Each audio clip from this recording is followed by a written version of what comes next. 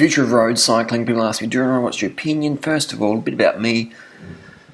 I'll put the challenge out there. I don't know anyone on the planet that knows more about cycling in general than myself. That's a big call, but let's put it out there. Nutrition, training, racing, bicycle industry, mechanics. Definitely the best mechanic out there, but I know a bit. My main forte is getting the average person who's interested in cycling and giving them years and years of knowledge in a very short period of time where they can just learn. When I have people who've been riding for a couple of months doing 200k rides on their first ever road bike, I mean, it's crazy. Like, I meet people who watch my YouTube videos and I go for a ride with them and I'm like, fuck, this dude's pretty good. Or this girl's really good. And I'm like, how many road bikes you've had? And they're like, oh, this is my first road bike. And I'm like, what the fuck? Like, how can you progress so quickly? And it's because they're following my advice. Simple as that. Because I've been there. I've been the noob. I've never had a driver's license. I'm 38 years old. So I can definitely say that I don't know anyone else who has my level of cycling knowledge. My ebook tomorrow is going to be out on cycling. It's the most comprehensive book on cycling ever written. Comprehensive yet simple.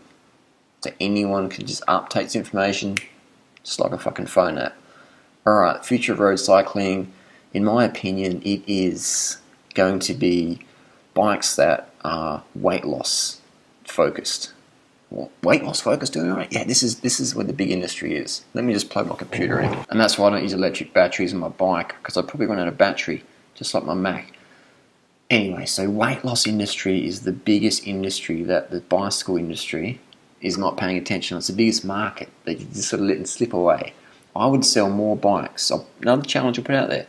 I sell more bikes than anyone else on the planet who isn't working in a bike shop or who isn't a professional rider.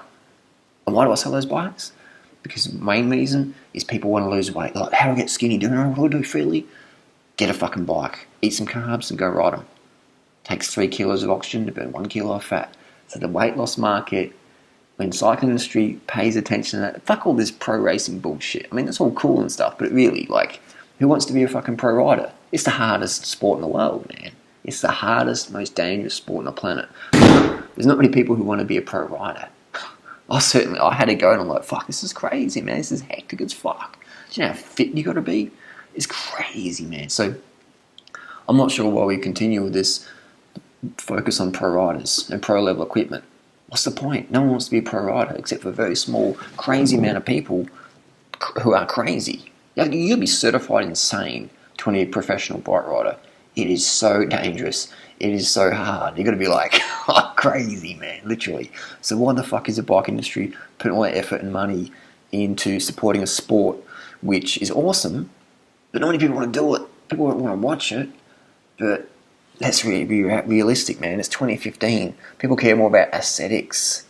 All right? Aesthetics, man, weight loss. So once the bike industry starts building bikes that cater for noobs, we're going to see cycling will just fucking explode to fuck. If you think cycling's popular now, you wait until the cycling industry takes on the weight loss market, man.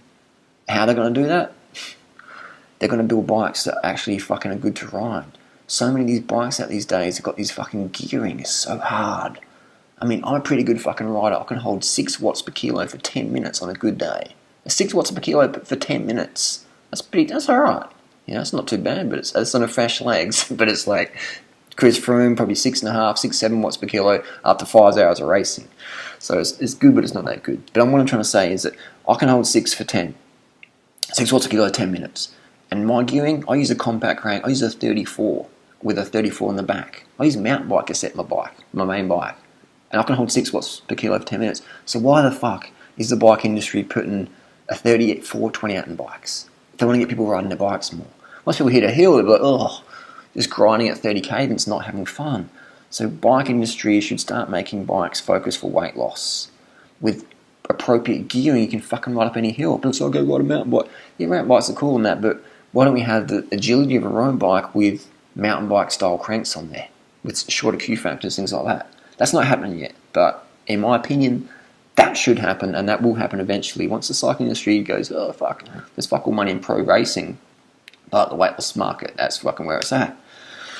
So what I propose, they put a good crankset with maybe 44.30.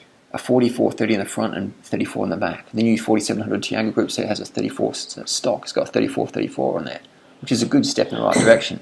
But it was still a way away from having appropriate gearing for the average punter who wants to lose a few pounds. And we know cycling up hills is the biggest calorie burner on the planet. Nothing comes close to burning more calories than riding your bike up a hill, or on the way to work, after work with the kids, or just on the weekend. Hill climbing on a bike. That's just, nothing comes close to that. People say, but running a marathon, I had to fucking run a marathon. I'm a 2:48 marathon. Do you know how hard you have to fucking train? Your legs get fucked up.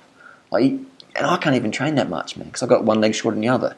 I can't run much without getting an injury. But cycling, I can do 6,500 kilometres in a month and lose so much weight. I look like a fucking HIV person with a 6-foot tapeworm. Not that there's anything wrong with that, but that's just what people said I look like when I did 6,500 kilometres in a month. 6,500 kilometres a month with no knee pain. All I had was fucking chafing and a bit of a stiff neck. So what I'm trying to tell people is the future of road cycling, future of cycling is definitely the weight loss market. And I don't care if any industry takes this video and goes, oh, fuck that. I don't give a fuck. I want more people I want more bums on bikes. I don't give a fuck. I don't want money or fame or whatever. I've got enough of that. What I want to see is more people riding bikes. More people riding bikes. And that's why I do what I do. Get the message out there. We put in our 3-week festival in Thailand, etc. And that is my little testing ground. I don't believe in testing on animals. I believe in testing on humans, which are animals, and we develop humans into animals in the climbs. And we get people having that animal instinct, like, let's go fucking do some shit. Let's do some fucking exercise. So I've trained literally with thousands of noobs. Even if it just means I've gone for a ride with them, coaching up a hill. So I know exactly what it takes to get the fucking noob out the door having fun. And that starts with proper gearing on a bicycle. 1, a properly fitted bike. 2, properly geared. And 3, brakes that fucking work. There's so many of these brakes out there that fucking... Like, a lot of people don't have strong hands, so why the fuck have we got piss-weak brakes if you want to have people stopping safely? If you don't feel secure on your bike, you're not going to fucking want to ride it. There's enough redneck fucking cunt ride drivers on the road as it is. Let's make better brakes for bikes, and I think that's where disc brakes are going to go. Hydraulic discs don't necessarily give you more power, but they give you more strength for your little hands. Disc brakes definitely a way forward, hydraulics. So we're going to see bigger tyres as well. We're going to see 28 or 30 mil tyres, which more stability, more comfort, and more speed in a lot of things. But here's the thing. People don't really give a fuck about speed too much. They want comfort, stability, safety, and ease of use. Puncture resistance, things like that. Not solid rubber tyres that feel like shit, but comfort, efficiency. When you have comfort and efficiency, you boost performance in a fun way. So we're going to see power meters dropping down $100 or less. Just like heart monitors. I remember having my Polar heart monitor in 1999, $400. I had to do a 48-hour sleep deprivation study to get $400 to buy my first Polar heart monitor. I think it's called the ProTrainer XT, and all it did was basically heart rate. Now I can go to fucking online off eBay, Fleabay, and buy a $20 heart rate monitor that does the same shit. So what we're going to see, power meters are going to drop right down because it's just a piece of plastic on a fucking crank. Shouldn't be that expensive, but it is right now.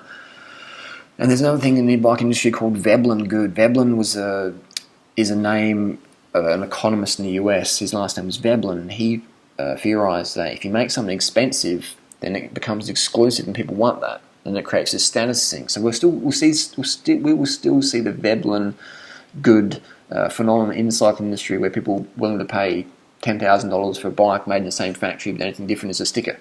But we're still going to say that's all right. People got too much money, more money than sense. They want to blow it. That's fine. But you don't need to blow big bucks to get a good bike. Good bikes at the moment, the Giant Avail. I'm not sponsored by Giant, just in case people ask me. The Giant Avail, Specialized Diverge, things like that, Trek, Domane. There's some really good bikes out there. Cannondale, Synapse. These bikes, they're going that way, aren't they? They're getting easier gearing, 32 cassettes in the back. 32 cassette. When I worked in the bike industry, no one put a 32 cassette in the bike. You couldn't even get a road 32 cassette. People would laugh if you were at the shop. I would have laughed if you came to me in 2003 and said, "Hey, bro, I want to get a fucking 32 cassette on my bike." I'd be like, "Dude, just fucking go to the gym, do some squats, and harden the fuck up, and go and come back and sell your real bike, 53, 39, 21 straight block." All right, that's what I would have said. I had no idea. I had good intentions, but I had no real idea. And then when I started training with power meters and riding with Lance Armstrong, Cadell Evans, a few of these guys and watching them how they train, talking with them, I was like, "Oh, you need to spin to the wind."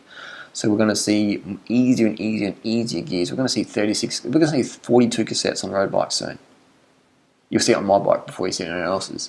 That's the future of the road industry, cycling industry, in my opinion. That's the way it should go. That's the biggest fucking market. That is the biggest market. I think the first company to do it will probably be Specialized, because they're innovators and they're paying attention. They've got their thing in the pulse generally when it comes to market trends. S-Works. I remember when S-Works bikes were like, no one rode an S-Works. I liked the S-Works. I thought it was pretty cool, made in the USA. It's sexy, Veblen, good. And then when Specialized came to road, it was like, oh, Specialized, it's a mountain bike brand. I don't know a lot of mountain bike shit. And then I think Thomas Boone and a few other juiced up guys started winning big races. And then S-Works got its fucking foot. And then, I remember 10 years ago, S-Works was like, that's mountain bike stuff. No one rides on the road.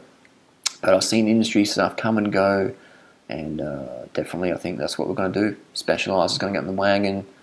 That'll be followed by Trek, Cannondale, Giant, etc. Fitness bikes that, not this bullshit flat mark stuff. Good, functional road bike, nice and light, nice and zippy and fast, safe, comfortable, with proper fucking gearing, so people can tap into the sport that burns more calories per hour than any other sport. Right down below, if you can think of one sport, pardon me, that anyone can fucking do. Anyone can do. If you can physically ride a bike, you can burn more calories than any other sport on the planet. Let me know down below if you disagree with that, and I'll prove you fucking wrong. Again, you don't have to agree with me, but you're still fucking wrong. Imagine me